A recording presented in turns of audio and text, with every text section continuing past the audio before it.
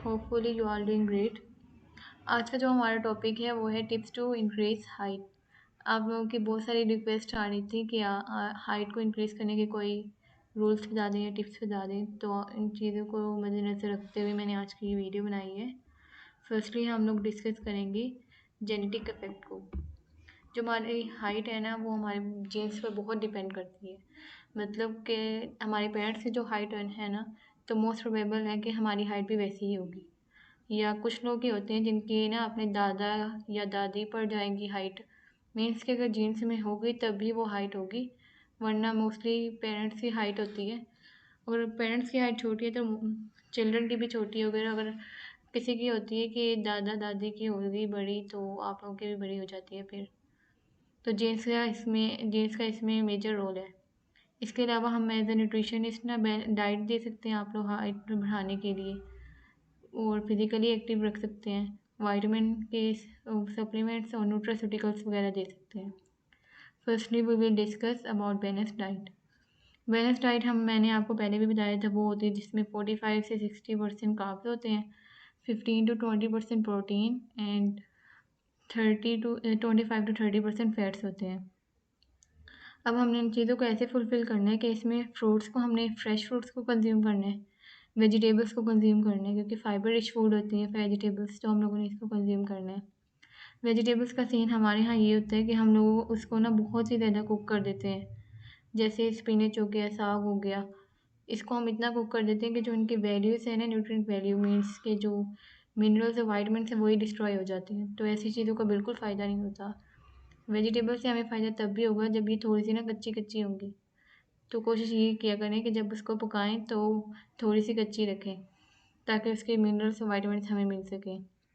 Whole grains का मैंने आपको पहले भी बताया था कि हमें होल ग्रेन्स मीन्स जिसमें फाइबर भी होगा। वाइट आटा जो होता है उसको हमने कंज्यूम नहीं करना होता, होल ग्रेन्स को कंज्यूम करना होता है, जो चक्की का आटा होता है। प्रोटीन का मेजर रोल होता है इसमें हाइट में, क्योंकि बोन्स की इलॉन्गेशन के लिए और फॉर्मेशन के लिए प्रोटीन्स रिक्वायर होती हैं। प्रोटीन्स को कंज्यूम हमने इस तरह से करना है कि हमारी हाइट बढ़ाने के लिए ही इस्तेमाल हो, ना कि एनर्जी के लिए। जैसे अगर हम कोई केले का मिल्क शेक ले रहे हैं, केले का मिल्क शेक हाइट के लिए बहुत अच्छा होता है। अगर कोई केले का मिल्क शेक ले रहा है तो वो सुबह नाश्ते में ले रहा है ना, तो उसको साथ में नाश्ता भी करना पड़ेगा। ऐसा नहीं है कि वो केले का मिल्क शेक उसने पी लिया है उसके बाद खाना खाए ना वो, तो उससे होगा ये कि जो वो मिल्क शेक की वो एनर्जी है ना, वो आपको ना बॉडी की एनर्जी की फुलफिलमेंट चली जाएगी, उससे आपकी हाइट नहीं बढ़ेगी। तो इस तरह से ये टाइमिंग्स भी बहुत अफेक्ट कर रही होती हैं चीज़ों को कंज्यूम करने के लिए। डेयरी प्रोडक्ट आगे इसके बाद डेयरी प्रोडक्ट्स हमारे पास ना विटामिन डी और कैल्शियम का रिच सोर्स होता है, जो हमारी बोन्स के लिए चाहिए होता है, क्योंकि बोन्स ने एलोंगेट होना होता है ना हाइट के इंक्रीज करने में, तो इसीलिए ये हमें रिक्वायर होता है। इसके अलावा अगर विटामिन डी और कैल्शियम आपकी जो डाइट से फुलफिल नहीं हो रहा ना, तो आप इसके सप्लीमेंट्स भी ले सकते हैं।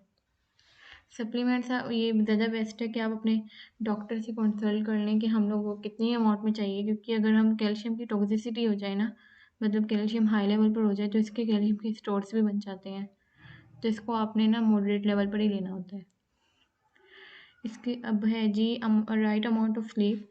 स्लीप को हमने स्लीप वेक साइकिल ना हमारा प्रॉपर होना चाहिए। ऐसा ना हो कि हम लोग को यानी कि आजकल तो वैसे आदत हो रही होती है कि रात को लेट सोना है हम लोगों ने और सुबह लेट तक वो सोते रहना है। इससे भी हमारी रूटीन डिस्टर्ब होती है। तो कोशिश ये करनी है कि जल्दी सोएं और जल्दी उठें, और क्या कहते हैं 7 से 8 घंटे की नींद लाजमी पूरा किया करें एज अ अडल्ट। चिल्ड्रन के लिए तो स्लीप रिक्वायरमेंट भी डिफरेंट होती है। हम लोगों के लिए जो स्टूडेंट्स भी हैं ना, तो 7 से 8 घंटे तो मस्ट है, सोना है कि उन्होंने सोना ही सोना है। अब हम लोगों ने देखना है कि हम लोगों ने एक्टिव कैसे रहना है। Physical activity major role play करती है हाइट को इंक्रीज़ करने में। इसमें हम लोगों ने ऐसी एक्सरसाइज करनी है जिसमें हमारा सांस फूल रहा हो और हमारी हार्ट बीट भी तेज़ हो रही हो। जैसे जंपिंग मीन्स के जो रस्सा कूदते हैं ना, उससे हाइट बड़ी होती है। स्किपिंग वगैरह हो गई, और पुशअप्स करने हैं हम लोगों ने। सिट एंड स्टैंड की जो एक्सरसाइज हम लोग खेलते भी हैं, सिट एंड स्टैंड, उससे भी करना है। होता इससे ये कि जो हमारी स्पाइनल कोड है ना, उसको ना ग्रेविटी खींचती है। जब ग्रेविटी खींचेगी तो जाहिर सी बात है उसने बड़ा ही होना है, तो फिर इससे हमारी हाइट भी बड़ी हो जाएगी। इस तरह की एक्सरसाइज से। गुड पोस्चर, हम लोग जब भी चेयर से बैठ रहे हैं तो ऐसे जैसे कमरे हमारी टूटी पड़ी हुई जैसे और कुब भी निकल आते हैं अक्सर उससे। तो हम लोगों ने इस तरह की चीज़ों को अवॉइड करना है और बिल्कुल स्ट्रेट बैठना है। इससे हमारे बॉडी का जो स्ट्रक्चर और पोस्चर है ना वो भी स्ट्रेट ही रहेगा। जो स्ट्रेस को हम लोगों ने मैनेज कर देना है।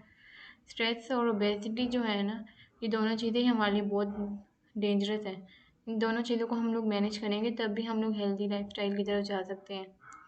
तो स्ट्रेस को भी हम लोगों ने मैनेज करना है। इसके अलावा जो मैं एडिशनली बात बता रही हूँ कि मैंने जो पढ़ा है, आप लोगों ने ना अगर हाइट बढ़ानी है तो खजूरें ना 5-6 उसको पानी में सोख करके रख देना रात को। फिर उसको सुबह निकाल के उसके से जो बीज होते हैं उसको निकाल के फिर उसको ना दूध में डाल के मिल्क शेक बना लें।